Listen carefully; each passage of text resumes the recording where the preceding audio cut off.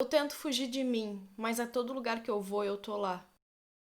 Oi, gente, eu sou a Júlia e essa daqui é a minha série Talvez.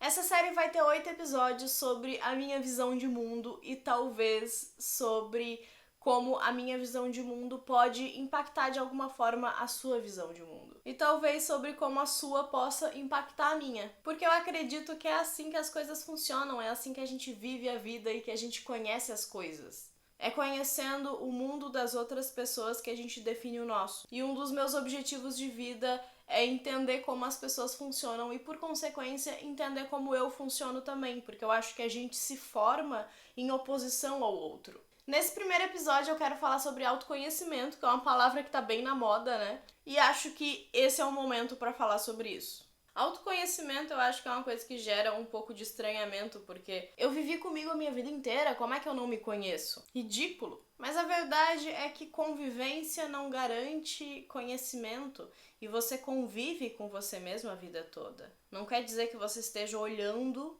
de forma observadora a vida inteira. Provavelmente não, porque viver no automático é mais fácil. Dói menos. E autoconhecimento não é uma coisa propriamente fácil, nem 100% gostosa, assim. As coisas que eu vou falar aqui, elas têm embasamento de um monte de coisa que eu já li, mas que não vem ao caso agora, porque tá tudo ressignificado dentro da minha cabeça.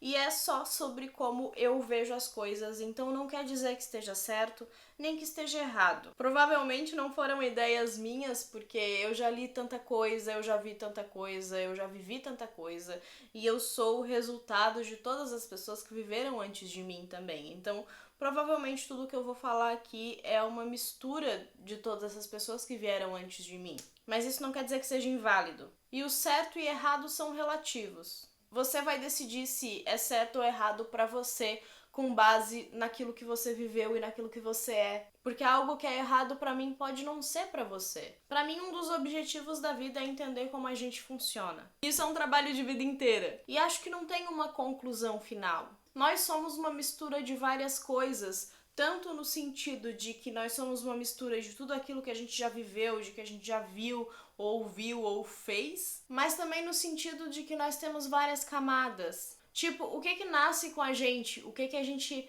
precisa inerentemente, o que é construído. Porque nós somos muito diferentes também dependendo do lugar onde a gente nasce, dependendo da cultura, dependendo de tudo que a gente vive, dos traumas e das coisas boas. Eu acredito que pouca coisa nasça com a gente. O resto a gente inventa no meio do caminho. Porque existe toda a camada de corpo, do que a gente é como corpo, e que precisa de coisas, de necessidades básicas, de comer, de tomar água, de descansar, de dormir, de relações sociais, enfim. E existe toda uma camada gigantesca de mente, que também é composta por várias coisas. E o que dentro da nossa personalidade é mutável e o que é imutável? Será que o que é imutável é só o que nasce com a gente? Ou será que existem coisas que a gente constrói ao longo do tempo e que são imutáveis também? Qual é o núcleo duro da nossa personalidade? E será que é só uma personalidade? Eu não sei exatamente no que eu acredito. Tipo, na vida mesmo, assim, como religião, como formação de pessoas, de o que é o ser humano e de onde a gente veio. Acho que eu acredito em várias coisas e não exatamente em nenhuma. Eu acredito principalmente nas pessoas, como pessoas. Tem um antropólogo que ele escreveu um livro muito foda. Ele escreveu 3 livros muito fodas, na verdade. É o Yuval Noah Harari. É um cara de Israel e ele dá aula em Cambridge ou em Oxford, não sei, é na Inglaterra. E ele escreveu Sapiens, Uma Breve História da Humanidade, Homo Deus e 21 Lições para o Século XXI. São 3 livros muito bons que são uma reflexão sobre o que a gente é como seres humanos e o que a gente constrói no mundo como humanidade. E no Homo Deus, ele diz que a religião do homem do século XXI, ela não é mais católica ou evangélica ou muçulmana ou qualquer coisa. Por mais que sejam pessoas católicas e muçulmanas, Na verdade, a religião do século XXI universal é o humanismo, que ele chama assim, mas é tipo a ideia de que você coloca o ser humano como um Deus, como centro das coisas, porque a partir do momento que você tira o poder de Deus, de um Deus de uma religião, e que você permite que existam outras religiões e que seja plausível que você respeite a existência de outras religiões, você está desacreditando a própria religião. Porque acreditar numa religião, de verdade, ter uma fé 100% sólida e, se a religião do católico fosse realmente acreditar em tudo que a Bíblia diz, por exemplo, não seria possível nem plausível a existência de outras religiões. Respeitar outras religiões já é não acreditar na sua religião, de forma plena, não como era no passado, entende? E isso é uma mudança de paradigma muito grande dentro da história.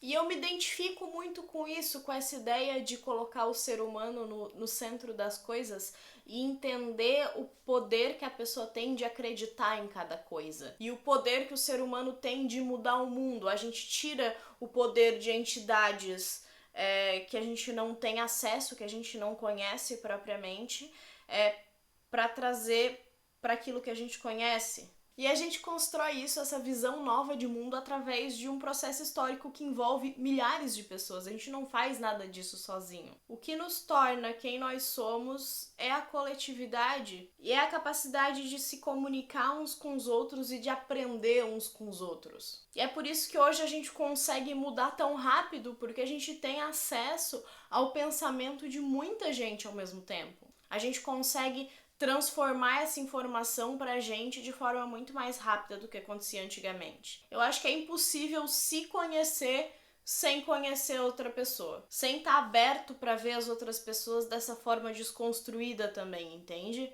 Porque a gente precisa, para se conhecer, a gente precisa desconstruir aquilo que a gente é. A gente não pode acreditar que a gente é imutável e que é isso e deu. Porque isso e deu é uma coisa fechada. É uma coisa que não tem acesso, que não tem detalhes. E se conhecer é um processo que muda quem você é também.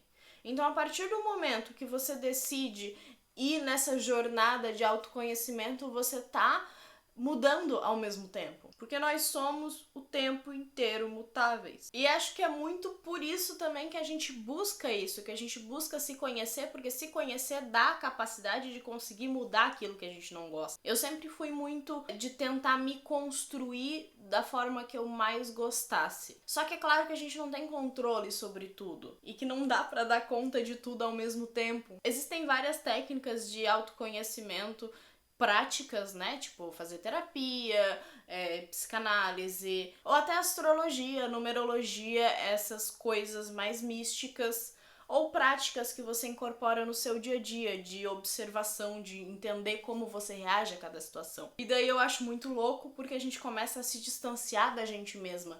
Então existe um eu que é alguém e que eu quero conhecer, mas quem é o eu que eu quero conhecer? Tipo, eu quero me conhecer, mas o eu é algo que não sou eu.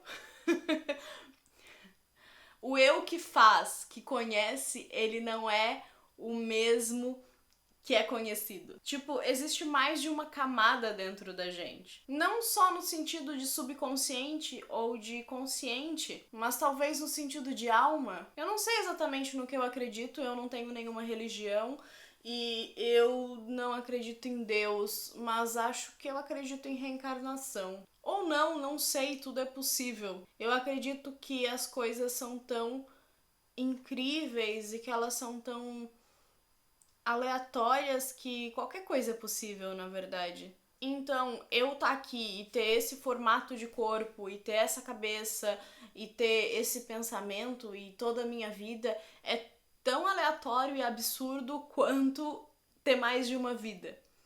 E existe uma alma. E se existe uma alma que tem mais de uma vida, então ela é o núcleo duro da coisa. É isso que não muda na gente?